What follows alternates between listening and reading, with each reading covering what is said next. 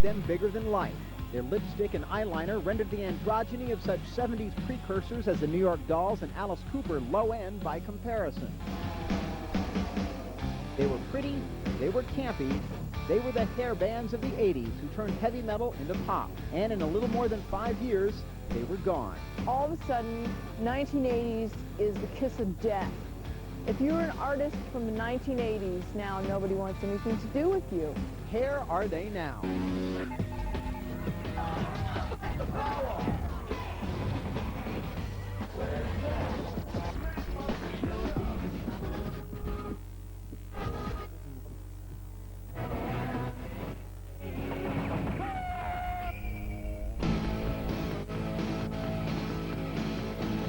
Rock and roll as a word is no longer like the word pizza. If I say to you the word pizza, 99% of pretty much what I'm talking about. If I say rock and roll, that's the sweep everything from Bruce Springsteen to Iron Maiden. Though heavy metal was an FM radio station in the early 80s, few expected its riff-happy guitarists and pounding bass lines to thrive in the video age. But by 1984, metalers had come up with enough hooks and more than enough kitschy looks to become Britpop's chief rival for MTV airplay. There was punk rock, and there was bands like ourselves. Ratt was coming out. There was a handful of bands. There was Wasp.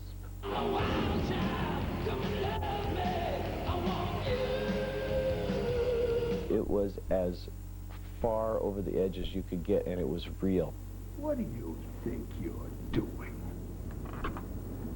Twisted Sister. MTV allowed me fame, notoriety, and success greater than I ever expected to have. What do you wanna do with your life? I was a household word. The band was a household word. I wanna rock! For Twisted Sister, we woke up one day. I mean, of course, it happened gradually, but one day you sort of look at yourself and you go, damn, you know, I'm getting fan letters from girls who were 14 saying, my favorite bands are Duran Duran, Culture Club, and Twisted Sister. I'm going, whoa, you know, what's that all about? I mean, you know, I would have beat up Duran Duran if I had a chance. There was Twisted, and we were, you know, street urchins, bad boys, ugly, angry. But other bands were starting to smile. And the biggie with that, of course, was Bon Jovi.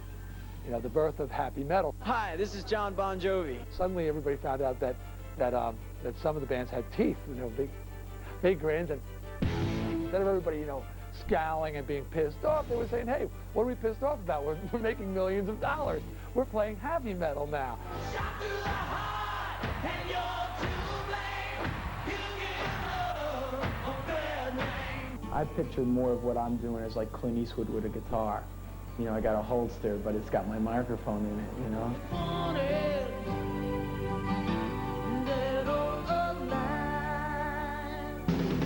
With their mega-selling LP Slippery When Wet, Bon Jovi joined a handful of melodic meddlers whose ride on the pop gravy train yielded multi-platinum results. Other bands sought immediate success with that crossover radio fave, the power ballad.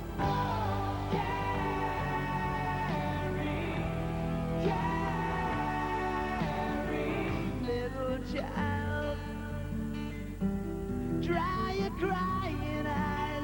Heaven is into my way.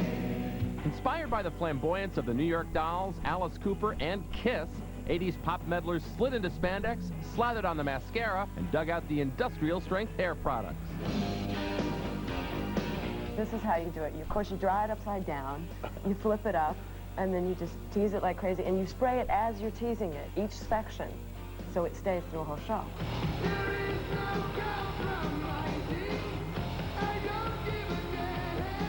While trying to maintain some sense of credibility with hardcore fans and reach out to new, largely female audiences, metal became fractured into subgenres.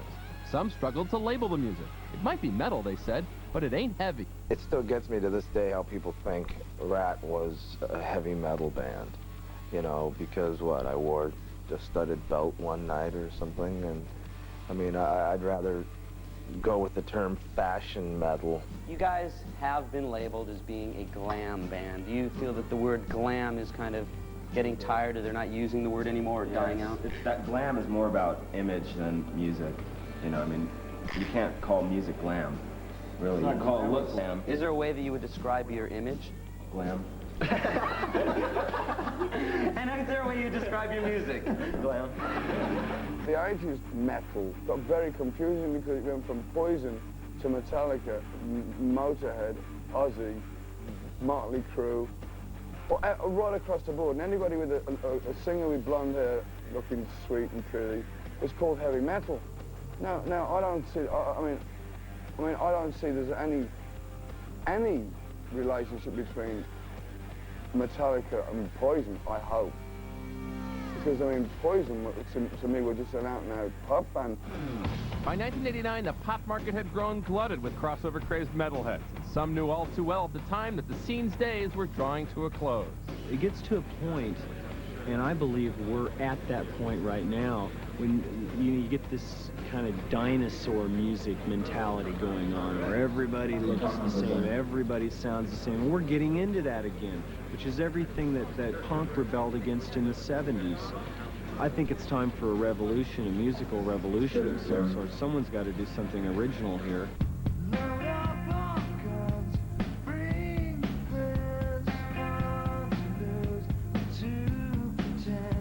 When Nirvana came into existence, people saw how Cobain was, who was very just like, you know, normal, and they saw that he wasn't like some larger-than-life person. I think a lot of people were able to relate to that sort of thing more than, you know, this big, glamorous, sort of made-up superstar, rock star. The reason Nirvana and Pearl Jam happened was because too many bands sounded like we did. You know, there was your Wingers and your Warrants and your Slaughters, and they were all borrowing our sound. All right, it's our fault.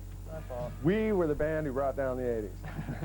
By 1992, the highly sexualized pop metal party had, almost in the blink of an eye, vanished.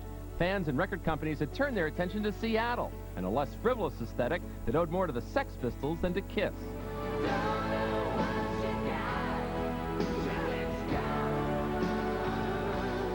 When we released the record Cherry Pie, in the office of Columbia in New York, over the president's desk, Donny Ienner's desk, his secretary's desk actually, there was a huge poster of Cherry Pie, you know, and that was a big ego boost or stroke to the band to know that you're a priority at such a huge label. And then when we were going to release the next record, which was called Dog Eat Dog, I did the exact same trip to New York to talk with Donny. And over his secretary's desk was a huge poster again, only this time it was Alice in Chains' Dirt. And I was like, I think we slipped down the priority ladder here a little bit. And that was one of the very first signs. You know, if another band was wearing bandanas, darn it, we're going to wear bandanas too. What kind of hairspray is Mötley Crüe using? Aquanet Pink, extra super hold? Right, we're going to get 2 cases of that for the road. You know what I mean? Boys and girls, you may remember this one. Thank you. It's nice to be here in Vegas. The lounge. And, but I'm not bitter. No. What led to the decline of the interest in the music?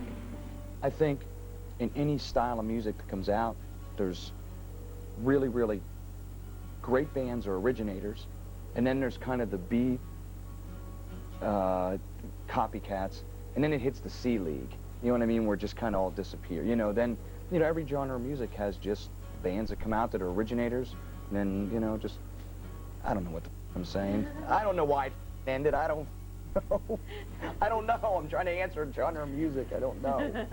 MTV stopped playing the videos. I mean, who knows? Every rose has its thorn. As one of the 80s premier pop metal bands, Poison sold more than 17 million records and sold out arenas coast to coast. But that was a long time ago. Addled by drugs and arguing with the band, guitarist C.C. DeVille left Poison in 1991 and has since sworn off all controlled substances. Drummer Ricky Rocket dabbles in animal rights, rocketeering, and martial arts, while bassist Bobby Dahl wed and moved to Florida. As for singer Bret Michaels, once the high-profile paramour of Pamela Anderson, he's trying to stake out an acting career, having moved to Nashville to star in a self-financed film entitled A Letter from Death Row. Poison's like the perfect imperfection. Poison is like a circus coming to town. Poison's a band for the people.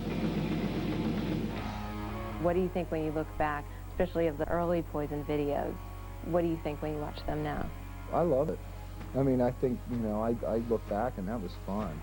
I mean, it was just so much fun. I think fashion is supposed to be fun. I think the way, you know, I think people take themselves sometimes way too serious.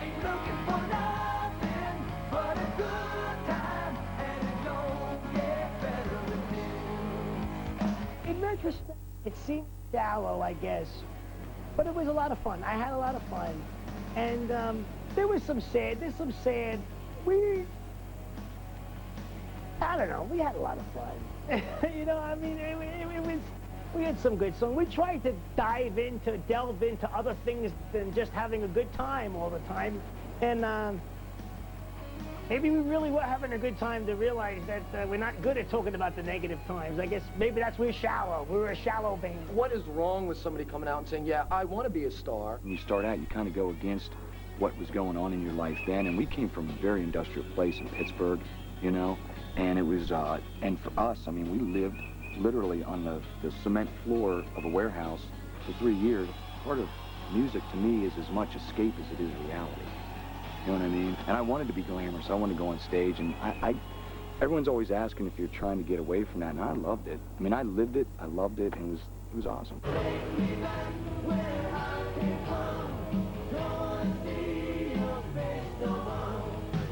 For the members of Dokken, the pop metal high life left them with a decade-long hangover. It wasn't real sincere on my part when I went through what I went through in the 80s. What do we look for in a presidential candidate? Big hits. These days, chagrined guitarist George Lynch spends much of his time concentrating on his own chest. Back playing in Dokken after being in his own band, George has moved to a remote section of Arizona to become an amateur bodybuilder. See, the reason I have to do this is because I have a 17-year-old son that wants to beat me up. So I got to stay bigger and stronger than him.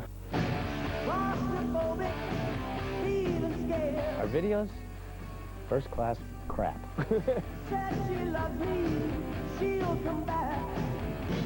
Sorry. We did it. You know, we still look at the pictures and laugh at them. We became parodies of ourselves, big hair, lots of makeup. Dokken failed miserably at being a hair band. We tried to tear our t-shirts. I tried to put the blue mascara on. I just couldn't get it together. You know, if another band was wearing bandanas, darn it, we're going to wear bandanas too. And if they were, what kind of hairspray is Mötley using? Aquanet pink, extra super hold, right? We got to get 2 cases of that for the road. You know what I mean? We weren't setting trends, we were just following them. But I think musically, we were more viable than some of the other bands. In hindsight, I think we should have listened to our managers more. Our managers went on to manage people like Metallica and people like that, and they always told us, just be yourself. You don't have to follow the trends in Hollywood. Wear jeans. I said, you don't understand. This is what's happening. You need the fringe and the gold lame and the big hair. You know, you don't understand. You're just a manager. And then 10 years later, I'm a little embarrassed, you know. What was the biggest mistake that you made back then? I'd say subscribing to the lifestyle. I was compelled to create this false image that had to conform to the fans' expectations, and I've been able to let that go, and it's been kind of a healing process. The critics pick out who they like and don't like. You know, it's simple as that. If you're Michael Stipe, Michael Steve, am I saying this right? If you're Michael Stipe, you get critical acclaim. If you're Bret Michaels, you don't. Crowds and endless tours come to an end. Janet Gardner, former singer of Vixen, now lives in the rural hills of Connecticut and has found satisfaction in the fairway instead of the fast lane. Being in the music business, you get really used to people's opinion meaning something and mattering. I love going out on the golf course because nobody's opinion means. You know, you hit the right shots, you know, here's your score, this is what I got, I win, I beat you, nah, nah, nah. Janet's not alone in her assessment of the pressures of rock and roll. Take former Ratt guitarist Warren DeMartini, who, contrary to all appearances, says he never enjoyed life at the top of the metal heap. Wasn't very happy in the 80s. The gigs were great, but the whole process wasn't very, healthy. Warren has since become a dad, and while he does still play music, he gets most of his satisfaction from being Mr. Mom to his 2 kids. Vince Neil, the Mötley Crüe vocalist whose offstage misadventures offered the era's most vivid example of 80s excess, also became a father. He continued to tour in support of his solo career, but found his life transformed by the birth of his daughter, Skylar. I never wanted to go home. Because I loved being on the road so much. But then, when she was born, it was great to be home, and you want to share in their life. But that happiness was short-lived. Skylar was diagnosed with stomach cancer and died August 15, 1995, at the age of 4. Vince wrote this song for her while she was in the hospital.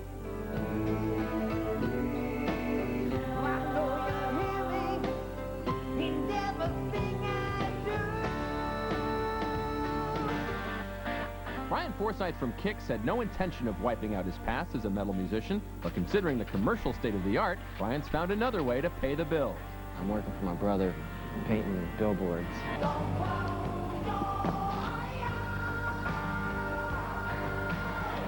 Today I'm going to take a bucket of white paint and I'm going to coat out this board, which means just paint it white.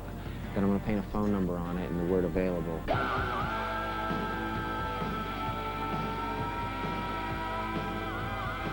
Ron Keel has left the world of metal entirely behind and found his true roots. My horse is a Harley. My gun's a guitar. About 5 years ago, I walked away from all that.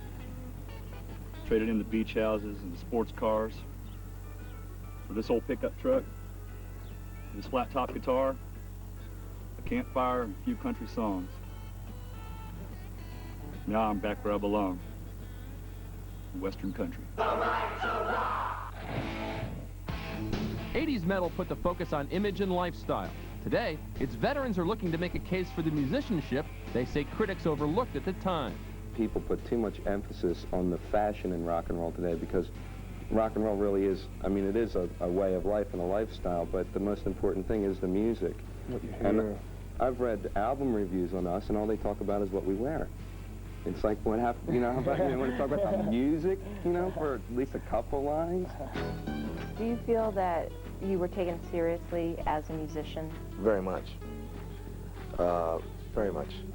What is all this talking going round? Part of the reason that we were so popular, I believe, is that we did have some respect musically. Nobody is our competition. There's no competition. If there's any competition for Ratt, it's the super groups like Led Zeppelin or Rolling Stones. I didn't think that they thought of us as a Beatles or a Beach Boys, Do you think you were taken seriously as a musician? Probably not. Some people did, but generally speaking, people wanted to nail our coffin any chance they got. The critics pick out who they like and don't like.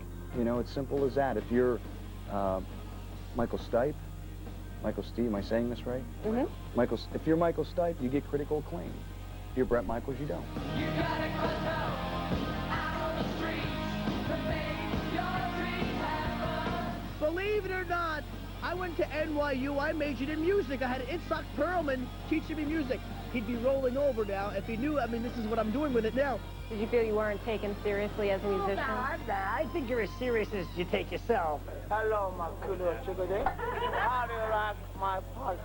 I enjoy having fun, and I just felt that I did as much as I can do, I guess. It got to the point where it was like, okay, every rock band that came out in the 80s sucked, has no reason to live, and should not be on this planet, and there's no way they can possibly do anything worthwhile or viable in the 90s. So let's just burn them all at the stake. All of a sudden, 1980s is the kiss of death. If you're an artist from the 1980s, now nobody wants anything to do with you. Would you ever trust me? No, I'll never feel the same. Lita Ford, the heavy metal lust queen who duetted with Ozzy Osbourne in the 80s, is now married and living on the Gulf of Mexico, where she awaits metal's triumphant, and she says, inevitable, return. I think we got the whole family. I think a lot of people out there don't like alternative music. I think a lot of people out there don't like rap. And I think a lot of people out there want to hear just straight ahead rock and roll. And they're not getting it. I didn't get mad, I got in a fight. It ain't no big thing. I'm definitely not done yet. I'm not ready to sit on my ass and, you know, have lots of babies and sit around and be a grandma and all that No, I'm not done. I'm ready to rock still. But the only problem is that there's no place for rock and roll in the music industry right now.